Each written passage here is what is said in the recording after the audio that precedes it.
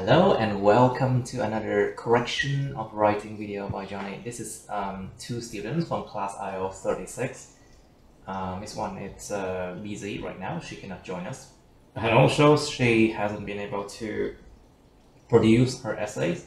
So we have only two essays to fix today. So hôm nay là chúng ta chỉ có hai bài essay để sửa thôi của hai bạn trong lớp IELTS 36.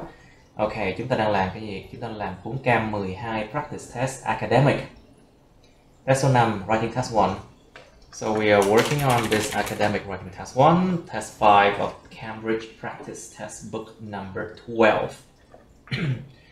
The bar chart below shows the percentage of Australian men and women in different age groups who did regular physical activity in 2010. Cái biểu đồ cột bên dưới này nó chỉ ra được cái tỷ lệ phần trăm của những người nam và nữ của nước Úc ở nhiều nhóm tuổi khác nhau mà đã làm những hoạt động thể chất một cách thường xuyên đều đặn vào năm 2010. So you know that this is in the past, right? So past tense provided, it means that most of your essays you have to write it in past tense. Đương nhiên là cho cái số 5 như thế này thì mình vừa biết là nó trong quá khứ rồi, cho nên là mình phải viết phần đông cái bài của mình ở thì quá khứ nhé. And you have to summarize the information by selecting and reporting the main features and make comparisons where relevant. Chúng ta được yêu cầu là lúc nào cũng vậy. Task 1 always asks you the same thing. Lúc nào cũng vậy. Đòi là tóm tắt thông tin bằng chuyện lựa chọn và tường thuật những ý chính và so sánh những cái chỗ nào có liên quan. Okay, so class, have you watched the video showing how to do this one and how I corrected the writing mistakes for the other students? Các bạn đã coi hai cái video mà sửa bài writing và cái video hướng dẫn chưa? So, okay, so you should have a lot of experience. Okay, let's try now. Okay, so male and female here, you can see that there are different percentages. There are different age groups here. Có những nhóm tuổi ở đây khác nhau. Những cái cột male, female như thế này. Okay, let's start with Miss Kim In. Yeah. So this is your writing. Australian resident. Who did exercises? Mà làm những bài tập thể thao. You can say who did exercises in plural form. Yes, you can do that. Okay, regularly and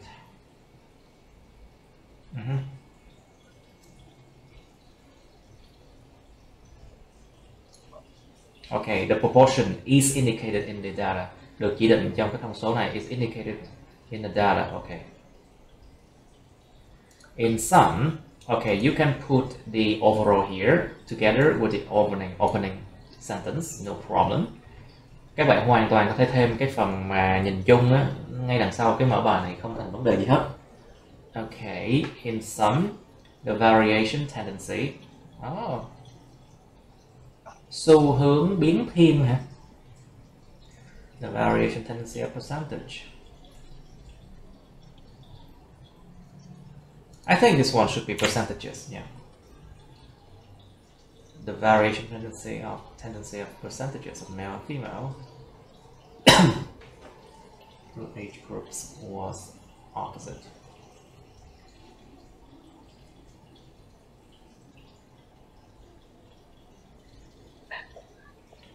Okay, variation tendency was opposite of each other. Their variation tendency was opposite. Was the opposite.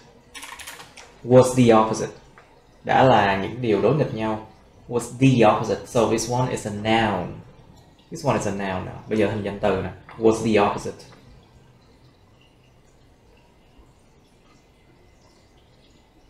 Em không hiểu cái chữ variation dùng trong trường hợp này cho lắm. Variation, sự biến thiên, sự biến đổi, sự đa dạng. Variation. Cái tự ứng thay đổi. Yeah, was the opposite. Tức là nó biến thiên đối ngược nhau á. It basically it changes opposite of each other, you know.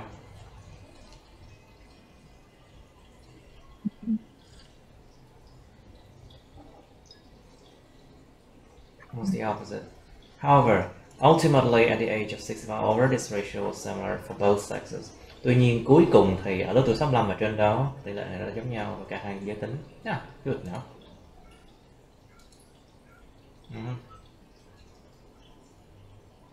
Okay, for men, so you can say they here to refer to the word men. Cái chữ they này có thể dùng để nhắc lại chữ men ở đây. Okay, good.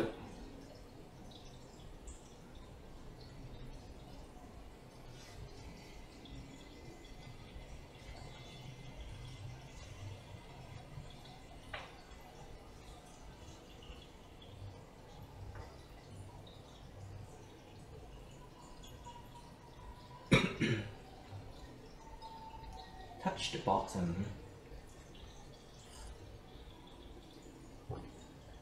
Cái dấu chấm nha, chứ không phải dấu phẩy phần trăm gì đâu nha. Trong tiếng Anh á, nó ngược lại cái chỗ đơn vị tính này nha các bạn. Remember, in English it's different from Vietnamese. So 52.8%, not 52,8%, okay? Cái chỗ này phải dấu chấm mới đúng nha, trong tiếng Anh đó. Then okay. This figure gradually decrease. Đúng rồi, thể hiện một cái sự xu hướng. You are showing a trend now. Gradually decrease. And touch the bottom. We don't say touch the bottom. We say reach. Reach a low. You remember that word? We remember. We learned before. Reach a low.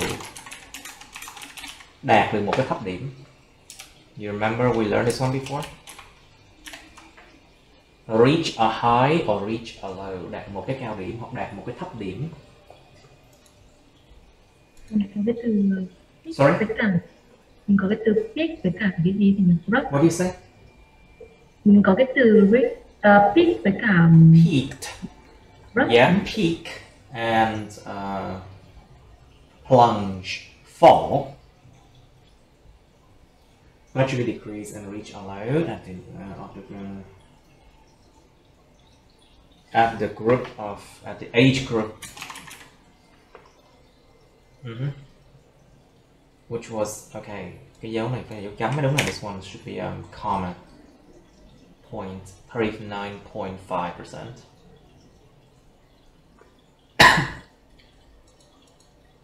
It was also the smallest number in the chart. I think it's better to say which was, because which here refer to the 39.5% already. Cái chữ which này á, nó thay thế cho cái 35.5% rồi. Nó thay tham khảo nhắc lại rồi.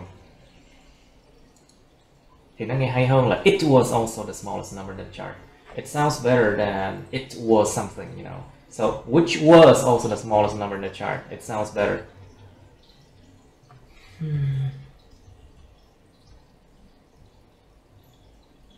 After this decline, sau sự giảm này, the percentage rose again and reached, okay, many sai hết đây. Okay, 46.7% in the group of people over 64 years old. Wait, this is 65. 65 chứ? Tại vì cái nhóm đấy là từ 65 với cả trên đấy cho nên là over từ 64. Cho nên tính luôn số 65 mà. Vâng. So basically, you also counted the number 65 also in a group. So over 65 years old. Okay. Nếu mà over thì nó cũng bao gồm cả 65. 65 and over. So it means that over 64, I think. Yeah. But if you say like that, you are making it hard for people to understand, you know.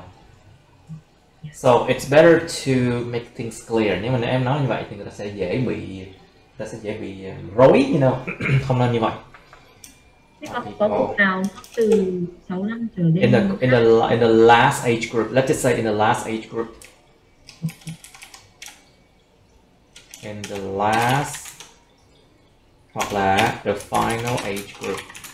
Trong cái nhóm tuổi cuối cùng. In the last or the final age group. Okay. In the other way. No, it's on the other hand. We don't say in the other way. Remember, we say, nó giống một cái thành ngữ luôn á, nó giống một cái cách diễn đạt mà thân thuộc người ta xài liên tục luôn á. It's like something that we use together, like collocation, you know, on the other hand, something like that. Nghĩa là mặt khác. Mặt khác đúng rồi. Nhưng mà không có chuyện in the other way nha, không có chuyện in the other way nha. Ngược lại. Say again. Em nói đây là theo một cái hướng trái ngược về trên kia ấy.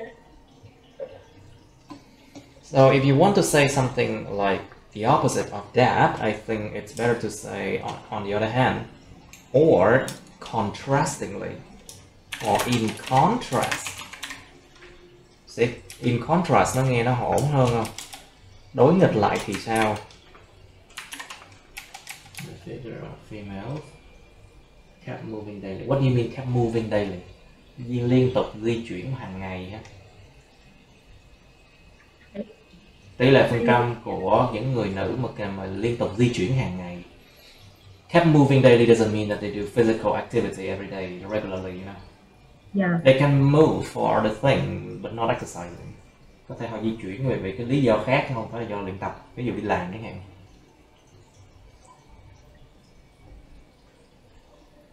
So kept moving daily, no, not good. The figure of females,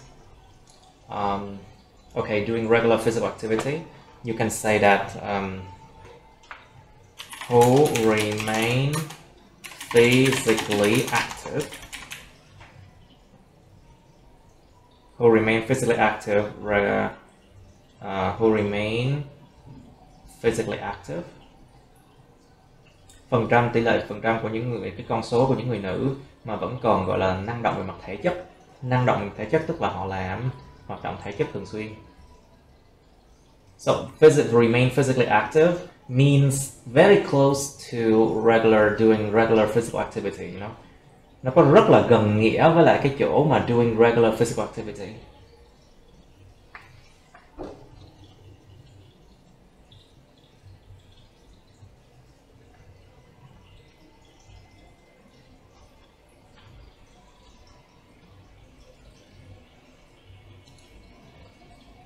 No, this one's correct. Cái này không có sai đâu. Physically active at the category of ở hạng 1, 10, 15, 34. At the category of 15 to 34. This is not wrong, okay? Okay. Okay, and 65 and over. Okay. Were the lowest?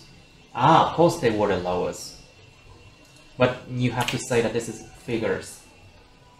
Because you are talking about 1, 2, and then 3 groups. Chúng ta đang nói về tỷ lệ của người nữ ở 3 cái nhóm tuổi nữa, cho nên phải là những figures, số nhiều. We are talking about 1, 2, and 3 groups. So basically, it should be figures with S, plural. The figures.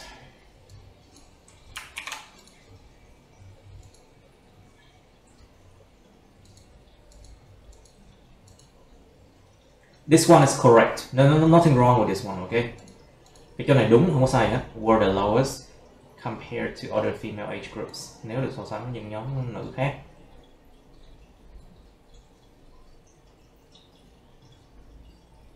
Which was from well, Moment. This one's female.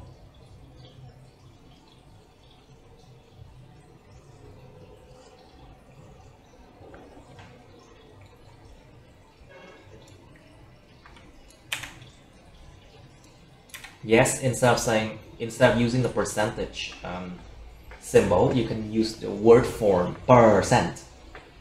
Thay vì dùng cái dấu phần trăm như là cái dấu hiệu ký hiệu phần trăm, mình có thể dùng là cái chữ số, cái chữ viết ra luôn chứ percent luôn. Nhưng mà hai cái này nó sẽ lặp lại, chứ mình sẽ bỏ một cái. So basically you can omit one of them, 47.1 to 48.9%. Meanwhile, Tại sao có dấu phẩy đây chị? Why you need the comma here? In the 3 age groups from 35 to sorry.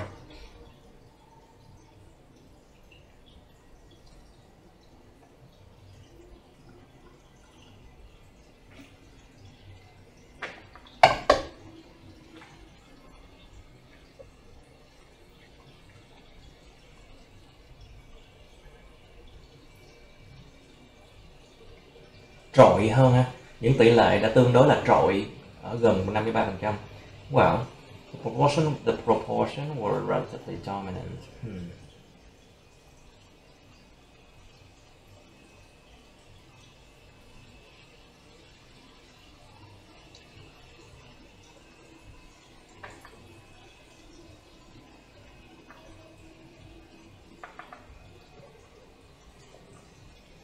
Okay.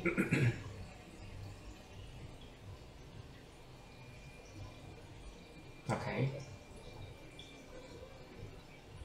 And which there was the highest? Mà trong đó đã có một cái tỷ lệ cao nhất trong cái biểu đồ này mà là 53.3. Okay. Okay. Good. Sounds like there's a lot of comparison here. Có những sự so sánh đáng kể ở đây. Okay, I saw it.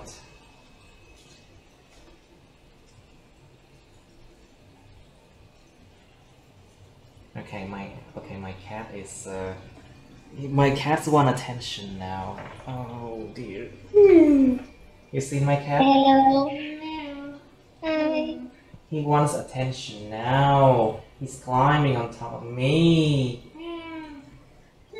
Mấy tháng rồi mình nhìn nó lớn lớn này. 4 tháng rồi. It's 4 months old already. Okay, now sit down here. Sit here. Okay, I put a bed for you here. Sit here. Ngồi đây con.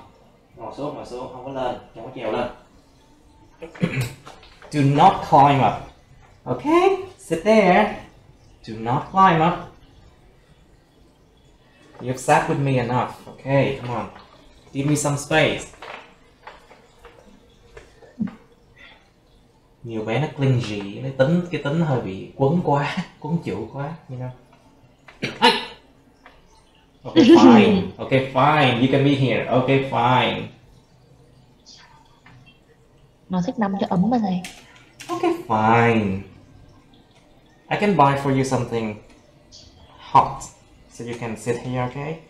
Em mua cho gì ấm ấm xong nằm lên, okay? Never mind that. Được rồi. Okay, ngồi xuống, nằm xuống đi. Okay. Sit down. The percentage of Australian citizen. Okay. Now, Miss Na. Who did workout? Okay. Workout basically it's physical exercise. Physical activity, yes. Nó là thay thế cho physical activity được luôn. On a daily basis. Well, it's not certain whether they do it daily. Here they say they do it regularly. It doesn't mean that it's daily. Regularly can means that they do it weekly, for example, or they do not stop. But it does not necessarily mean that it's daily. So we have to be careful here. It's not on a daily basis. Mình paraphrase cẩn thận nha. Làm hoạt động thể chất thường xuyên không nghĩa là hàng ngày nha. Thường xuyên có thể là họ không dừng lại mà họ lâu lâu 2-3 ngày họ luyện tập lần cũng vẫn gọi là thường xuyên. Nhiều khi hàng tuần cũng vẫn gọi là thường xuyên, nhưng mà làm thường xuyên không có nghĩa là hàng ngày. So you have to be careful with this one. Who did work out regularly? Okay.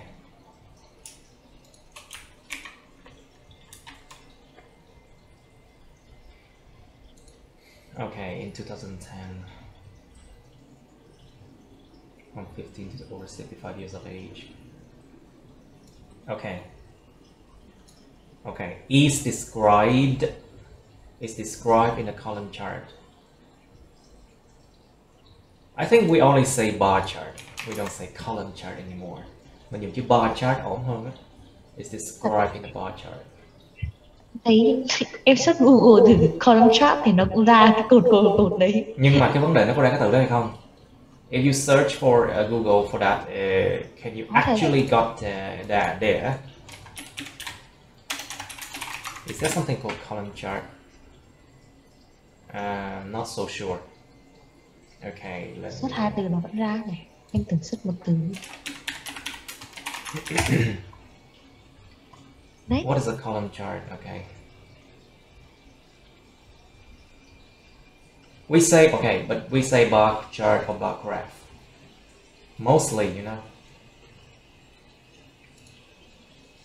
Okay, column chart's fine. Okay, I'll accept that, okay?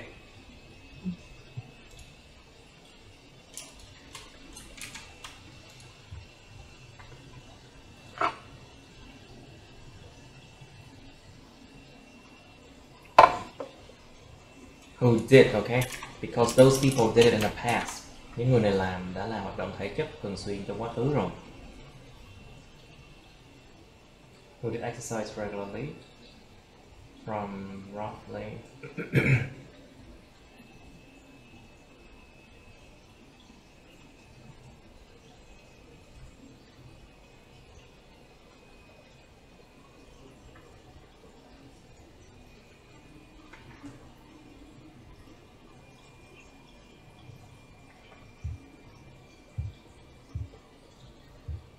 what?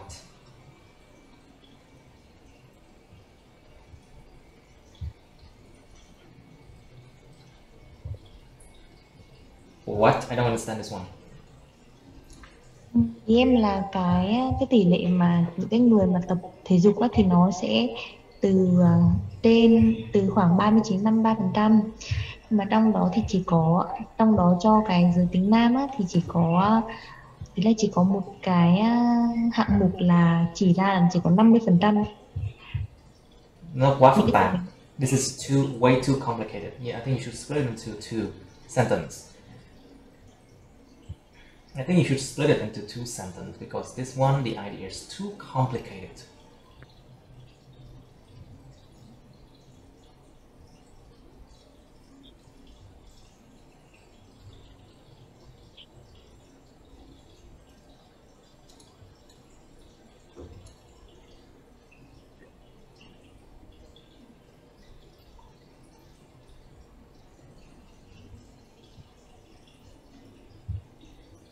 I think here no. In which the category shown over 50% for male. Nó nằm trong cái phần mà mệnh đề quan hệ này. This is a relative clause. It's in here. It's only one, and for female there are three. Tức là một cột, hay không? Yeah. Basically, it's not ratio. Basically, it's the number of column, the number of groups that you're talking about.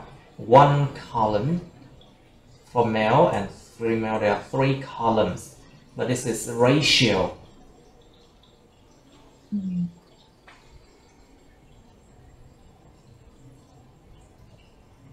Okay.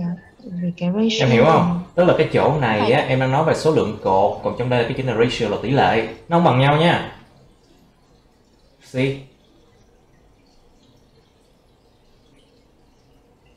Nhưng mà ý là em có cái chữ in with thì sao rồi? In with trong đó. Nào. Thì cái chủ ngữ của em bây giờ nó bắt đầu là cái category rồi. I still don't understand.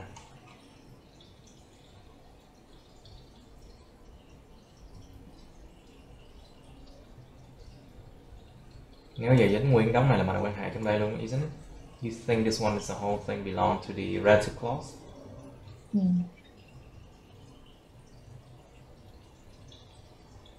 But I still confused. I'm still very confused. Thực sự nó làm mình rất là confused luôn á. I'm still confused with this one. And if you cause confusion, that is a minus in coherency. Làm cho người ta đọc, người ta bị hiểu lầm, người ta bị confused, người ta bị rối, tức là sẽ bị giảm điểm coherence xuống nha. Cẩn thận. Mình phải chỉnh làm sao cho cái logic nó dễ hiểu hơn. You need to make sure that the logic is easier to understand.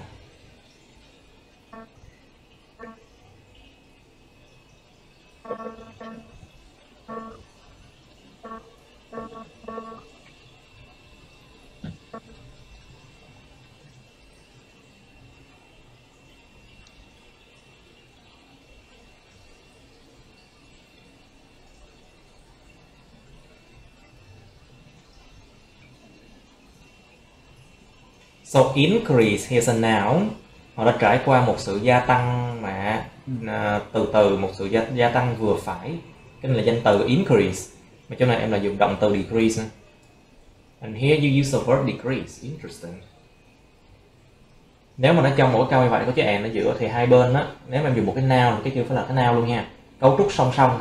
Còn nếu em dùng một cái verb thì cần kiểu phải một cái verb luôn. So basically in the same sentence if you have and in between. So two part of the sentence. If you use a noun here, you should use another noun there. Or if you use a verb there, you should use a verb there. Like for example, you experience a moderate increase. This is a noun. So and then you should say and then a decrease. Noun, another noun, you know. Cho nên phải có một cái danh từ decrease ở đây. And a decrease. Để cho nó giống như cấu trúc song song hai bên, parallel structure, you know. It should be, you know, parallel on both sides of the sentence, you know.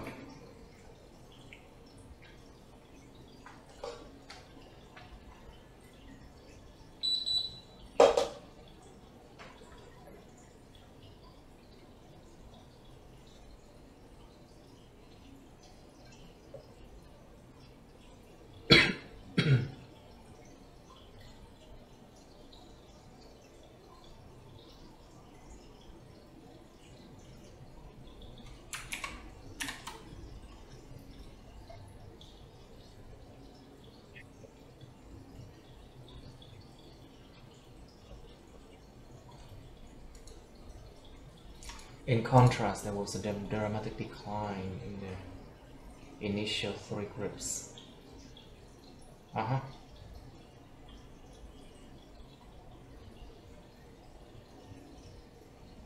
Wait, there was a dramatic decline after 44 years old, isn't it?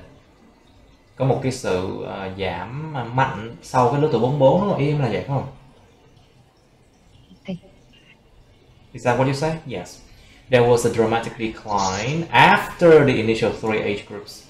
Not in the, it's after.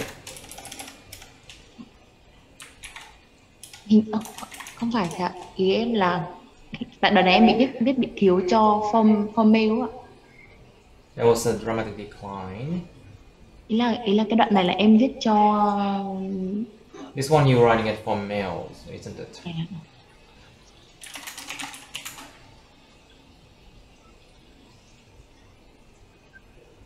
No. There was a dramatic decline in males after the initial three age groups from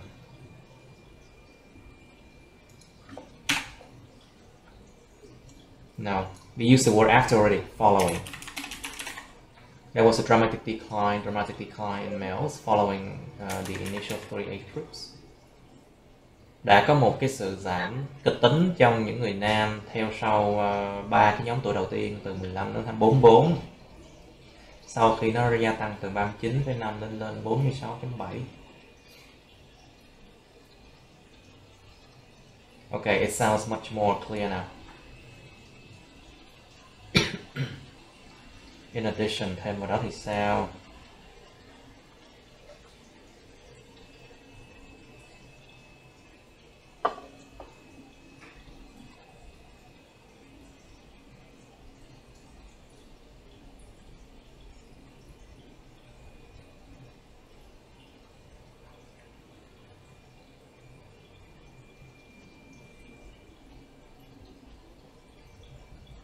Regular training doesn't mean regular exercise, because training can mean that you aim for a specific purpose, but regular physical exercise is to keep fit.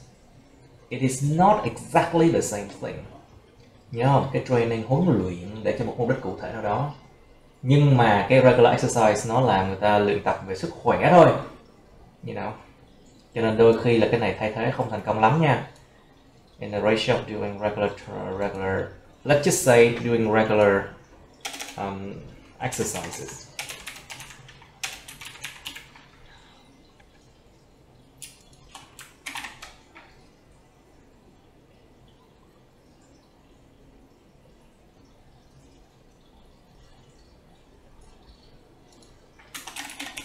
Who do regular exercises?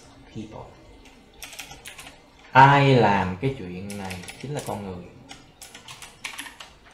in a ratio of people doing regular exercises in most of the categories. Cụ thể là the difference was the most remarkable. Cái sự khác biệt mà nó đã đáng kể nhất là gì?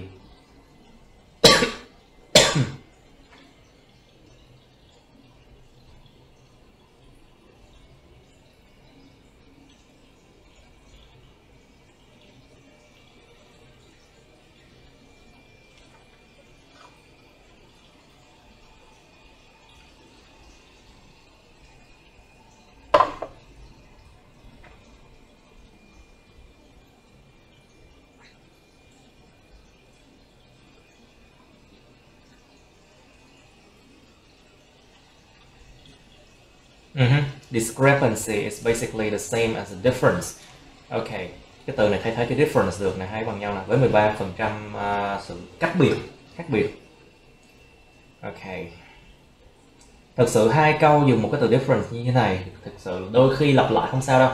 Sometimes in the two different sentences, if you use a noun that sounds similar, the same noun in two different sentences, it is okay. Sometimes it's okay. Fine, no problem. As long as you do not repeat it in the same sentence or repeat that word so many times. Miễn sao trong cùng một câu cái từ đó mình không có lặp lại, hoặc là mình không lặp lại từ đó quá nhiều lần trong cái đoạn văn như thế là được. Okay.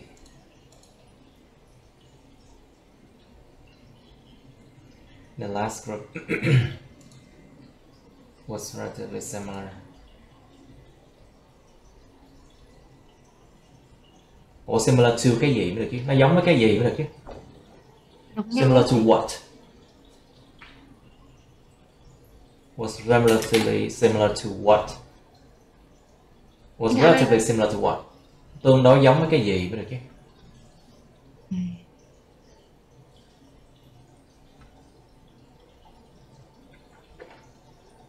Vậy thì đừng có dùng chữ similar nữa mà dùng cái tương đối bằng nhau là dùng adequate được.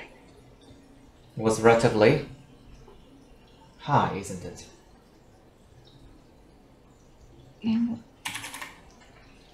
Trong nhóm cuối cùng 65 và trên đó tỷ trọng đã tương đối là cao, xấp xỉ 47%. Wow.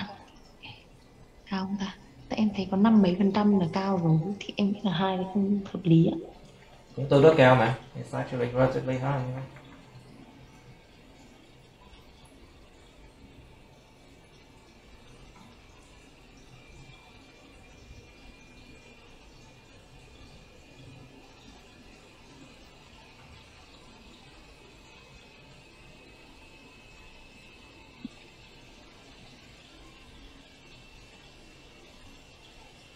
Okay, I think high is fine.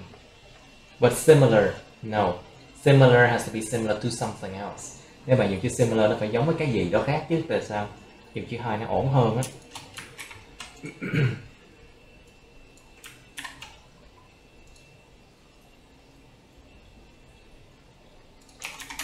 Và mình thêm mấy cái chữ này nó nghe cái giọng văn nó có vẻ nó trôi chảy hơn you know. Sometimes you add a few words, it makes the flow of the sentence much better. Okay. Okay, that's good enough. Alright, this is only test 1. Do you have any question? Nó chỉ có là test 1 thôi. Các bạn có câu hỏi gì không? Any question? No? Okay, if you do not have any question, then okay, I'll just end it here. So next time we should be doing Cam 12, Test 5, Writing Test 2. That's for next time, okay? Lần sau mình sẽ làm này nha. Okay, I'll see you then. Okay, that's the end of my videos. Please like, share this video with your friends, subscribe to my YouTube channel, and press on the bell button next to the subscribe button so you can get notified about my new uploads, okay? You can also press follow my Facebook, but please don't add me on Facebook as friends, okay? Cảm ơn các bạn đã theo dõi nha. Các bạn hãy nhấn vào like, chia sẻ video này bạn bè các bạn. Nhấn vào nút đăng ký kênh YouTube mình và nút cái chuông kế bên cạnh để đăng ký kênh đó, để mà các bạn sẽ được thông báo về những video mới nha. Các bạn cũng có thể nhấn vào nút theo dõi Facebook mình, nhưng nhớ đừng kết bạn Facebook mình nha. Thank you and see you. Bye.